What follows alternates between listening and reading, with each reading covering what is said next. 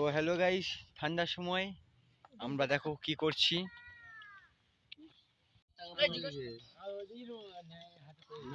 তো বন্ধুরা দেখতে পাচ্ছ আমরা ডিম সিদ্ধ করতে দিয়েছিলাম, তার মধ্যে একটা বোধহয় হয়ে গেছে, প্রায় হয়ে গেছে, এখনো ওখানে অনেকগুলো আছে।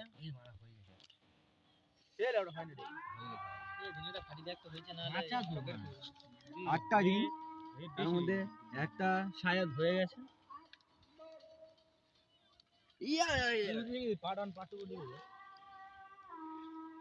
আরে বাড়া ওই জল আছে, ঠেলে ঠেলে জলে চলে যাবো।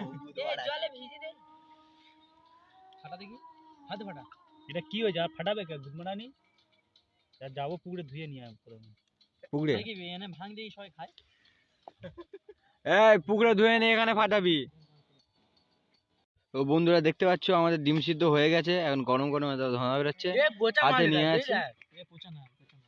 তো বন্ধুরা এবার আমি আমাদের এখান থেকে ধুইব।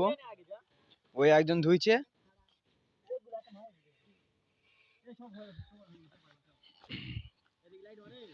দেখে নাও।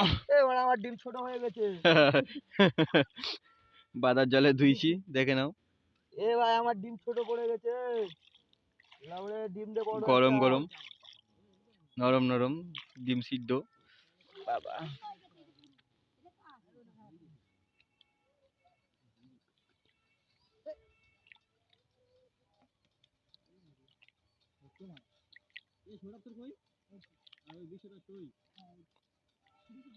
সো বন্ধুরা এই ডিমটা ফাটানোর সময় আবার ভিডিও করছি, আপাতত অফ করছি। বন্ধু দেখতে পাচ্ছ ডিম ধোয়া হয়ে গেছে, এবার ছাড়াবো। বন্ধুরা ডিম আবার সাপ বয়ল হয়ে গেছে। দেখো ডিম আমারও হয়েছে ওরকম।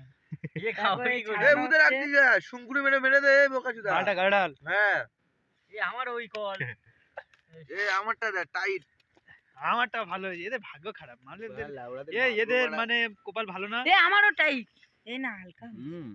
এটা পোজ হয়ে গেছে গাইস, এটা বাকি ছিল একটু হেভি টেস্ট। হালকা নুন দিয়ে দিলে হয়ে যাবে। একদম কুসুম একদম। এটা দেখো পুরোপুরি ভাবে বয়েল হয়ে গেছে, দেখা পাচ্ছ। আর এরটা দেখো, এর মেন তো গাইস এটাও এখন এর ফাড়া যাচ্ছে, এই জন্য এটা সিদ্ধ হয়নি। এখন আমাদের আরেকটা নেমার, তার ডিম এখন ধুইছে। না সরি তার ডিম নয়, মানে ডিম মুরগি ডিম ধুইছে। এখানে দেখতে পাচ্ছ পুরো সম্পূর্ণভাবে পোজ হয়ে গেছে। শীতের সময় খেলে খুব কার্যকরী। যারা সদ্যজাত বিয়ে করেছে তাদের জন্য এই সিদ্ধ ডিমটা খুবই উপকার। এই সদ্যজাত বিয়ের জন্য এটা খুবই উপকার। আমারটা দেখো।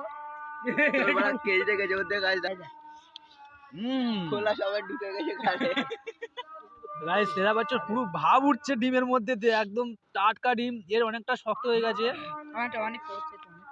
এর বয়স অল্প তো শক্ত হয়ে গেছে।